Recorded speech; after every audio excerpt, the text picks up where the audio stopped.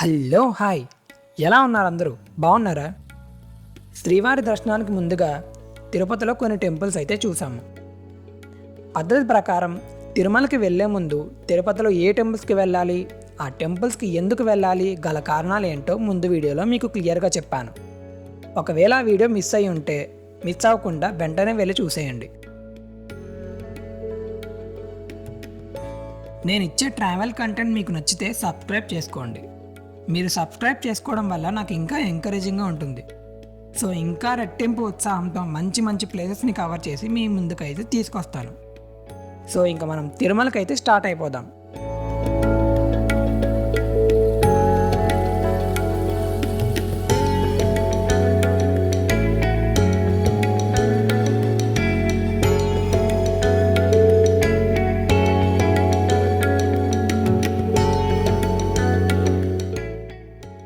ఇదే Alipiri check point. తిరుమలకి వెళ్ళే వెహికల్స్ అన్నీ చెక్ చేసి పంపిస్తారు. మీరు ప్రైవేట్ వెహికల్లో వస్తే పర్లేదు. ఒకవేళ ప్రైవేట్ వెహికల్ లేకపోతే కొండ మీదకి వెళ్ళడానికి బస్సెస్ ఉంటాయి. ఇంకా ప్రైవేట్ క్యాబ్స్, ఓలా, ఉబర్ కూడా ఉంటాయి. ఇంకా అలిపిరి మెట్ల మీద నుంచి కూడా కాలినడకనైతే వెళ్ళొచ్చు. ఈ ఘాట్ రోడ్లో ర్యాష్ డ్రైవింగ్ అండ్ అలానే ఫాస్ట్గా వెళ్ళడానికైతే అస్సలు కుదరదు. కిందన అలిపిరి చెక్ పాయింట్ నుంచి పైన తిరుమల వచ్చే వరకు స్పెసిఫిక్గా ట్రావెల్ టైం 28 మినిట్స్ దాటి అయితే ఉండాలి. ఇది టీటీడీ వాళ్ళు పెట్టిన టైం లిమిట్. సో ఈ రూల్ అయితే కంపల్సరీగా మ్యాండేటరీగా ఫాలో అవ్వాలి.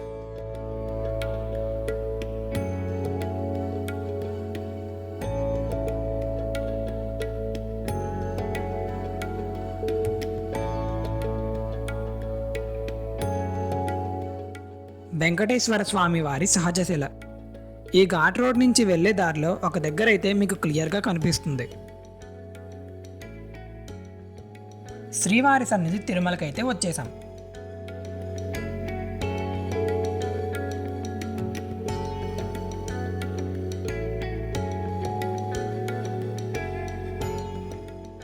మేమైతే బిఎస్ఎన్ఎల్ ఐక్యూలో స్టే చేయబోతున్నాం.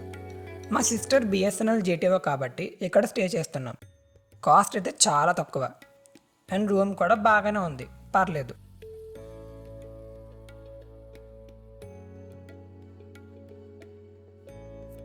ఓం నమో వెంకటేశాయ.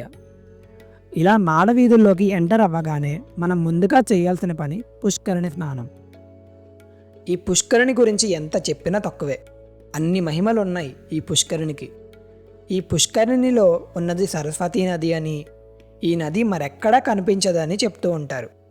ఈ పుష్కరిణిలో స్నానం చేస్తే పాపాలన్నీ తొలగిపోతాయని చెప్తూ ఉంటారు. పుష్కరిణిలో స్నానం ఆచరించిన తర్వాత పుష్కరిణి పక్కనే వరాహస్వామి ఆలయం ఉంటుంది. ఈ భూవరాహస్వామిని దర్శించుకున్న తర్వాతే శ్రీవారి దర్శనం చేసుకోవాలి.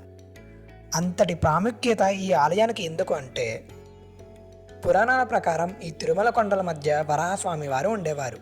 ఆ తరువాత వెంకటేశ్వర స్వామి తిరుమలకు వచ్చి కలియుగాంతం వరకు నేను ఇక్కడే ఈ తిరుమల కొండల మధ్య నివాసం ఉండదలచానని దానికి కొంత స్థలాన్ని అడుగుతాడు. దానికి ప్రతిఫలంగా వరాహస్వామి వారికి ప్రథమ పూజ, ప్రథమ నైవేద్యం, ప్రథమ దర్శనం కలిగిస్తానని వెంకటేశ్వర స్వామి వారు మాటిస్తారు. ఆ మాటకి అంగీకరించి వరాహస్వామి వారు శ్రీనివాసునికి 100 అడుగుల స్థలాన్ని పుష్కరునికి దక్షిణ భాగంలో ఇచ్చారు. దీనికి సంబంధించి శ్రీనివాసుడు వరాహస్వామి వారికి ఒక ఒప్పంద పత్రం కూడా రాసి ఇచ్చారంట. ఆ ఒప్పంద పత్రం ఇప్పటికీ కూడా శ్రీనివాసుని మూల విరాట్టు దగ్గర ఉందని చెప్తూ ఉంటారు. దశావతారంలో 3వ అవతారమైన వరాహస్వామి వారిని, కలియుగ అవతారమైన వెంకటేశ్వర స్వామి వారిని ఒక దగ్గరే దర్శించుకునే అవకాశం ఈ తిరుమలలోనే లభిస్తుంది. వరాహస్వామి దర్శనం చేసుకున్న తర్వాత శ్రీనివాసుని దర్శనానికైతే వెళ్ళొచ్చు. మాది సహస్ర దీపాలంకరణ సేవ సాయంత్రం 5 గంటలకి. చాలా టైం ఉంది కదా అని చెప్పి తిరుమలలో ఉన్న ప్లేసెస్ చూడడానికి అయితే స్టార్ట్ అయ్యాం. ఈ తిరుమలలో కూడా ప్లేసెస్ చూడడానికి ఫ్రీక్వెంట్గా బస్సెస్ ఉంటాయి. అలానే ఇక్కడ private cabs and Ola cabs కూడా ఉంటాయి. ప్రతి వాళ్ళ దగ్గర ప్యాకేజెస్ ఉంటాయి. తిరుమలలో ఉన్న 5 to 6 ప్లేసెస్ అన్నీ చూపిస్తారు. బార్గెయిన్ చేసి మాట్లాడుకోవాలి. సో మేము క్యాబ్లో అయితే స్టార్ట్ అయిపోయాం. ఇంకా శ్రీవారి పాదాలు. ఆ వెంకటేశ్వర స్వామి భూలోకంలో సప్తగిరుల్లో నారాయణగిరిపై తొలిసారిగా మోపిన పాదాలే శ్రీవారి పాదాలు. ఈ 7 కొండల్లో ఎత్తైన ప్రదేశం నారాయణగిరి. ఈ ప్రదేశంలోనే శ్రీవారు మొదటి పాదం మోపారు.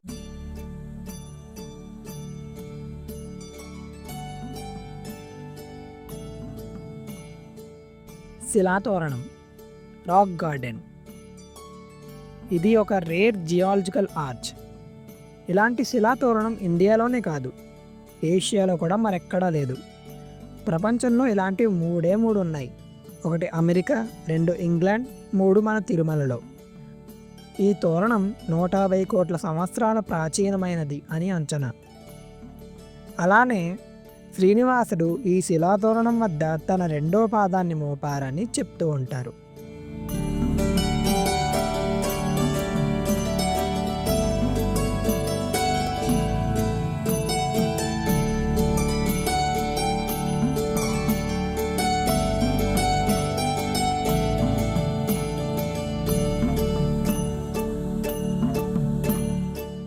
జపాలి. తిరుమలకి సుమారు 5 కిలోమీటర్ల దూరంలో పాప వినాశనం వెళ్ళే దారిలో ఉన్న ఒక సుందర చారిత్రాత్మక హనుమ దివ్యక్షేత్రం.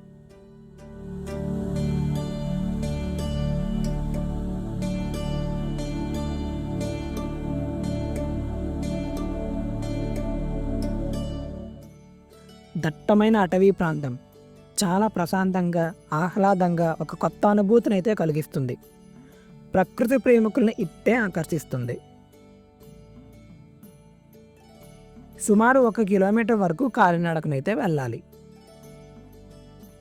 ఈ ప్రదేశానికి ఈ పేరు ఎలా వచ్చిందంటే 33 కోట్ల దేవతల ప్రార్థనపై శ్రీ మహావిష్ణువు రామావతారమును దాల్చినప్పుడు రుద్రుడు శ్రీరామదూతగా అన్ని శక్తులతో దేవతలందరితో కలిసి వానర రూపంలో అవతరించుటకు నిశ్చయించుకునను.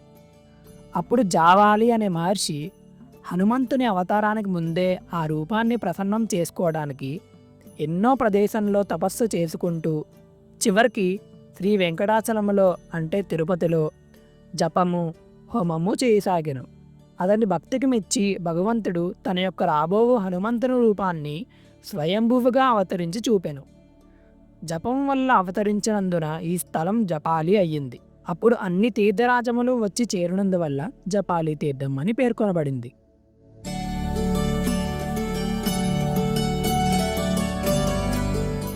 ఈ జపాలిలో ఉన్న ఉడతలు one of the main attraction అని చెప్పచ్చు. చాలా క్యూట్గా, కలర్ఫుల్గా కనిపిస్తూ ఉంటాయి.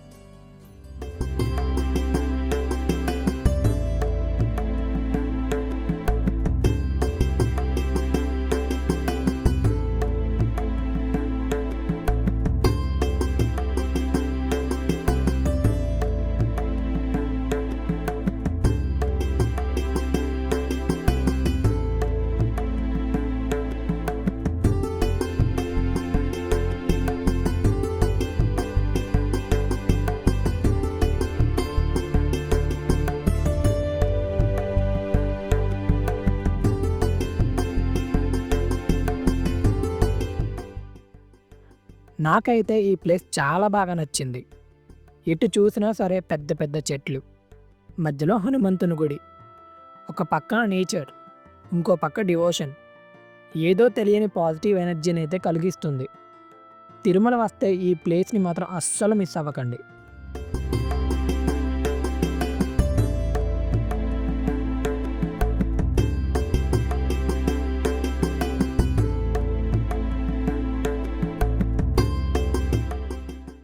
శ్రీరామచంద్రుడు రావణుణ్ణి సంహరించి అయోధ్య వెళుతుండగా సతీ సమేతంగా ఈ తీర్థంలోనే స్నానం ఆచరించారు. అందుకు ప్రత్యేకగా శ్రీరాముడు స్నానం చేసిన తీర్థమును రామగుండమని, సీతామాత స్నానం ఆచరించిన తీర్థమును సీతాగుండం అనే పేర్లతో పిలుచుకుంటున్నారు.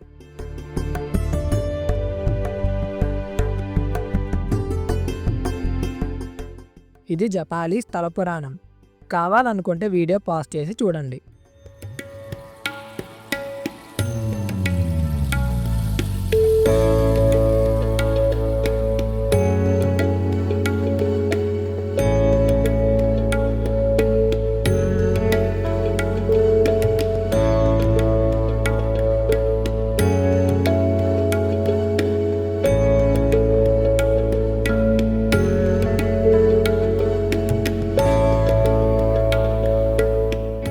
పాప వినాశనం. ఇక్కడ ఉన్న గంగాజలంతో స్నానం చేస్తే చేసిన పాపాలన్నీ పోతాయని చెప్తూ ఉంటారు.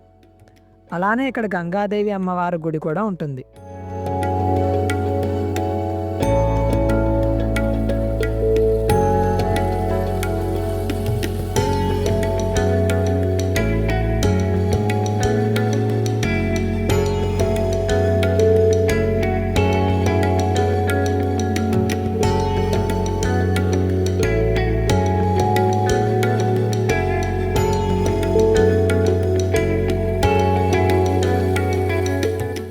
సహస్ర దీపాలంకరణ సేవ కావడం వలన గంటలోపే శ్రీవారి దర్శనం పూర్తయింది. దర్శనం అయితే చాలా బాగా జరిగింది. ఓం నమో వెంకటేశాయ.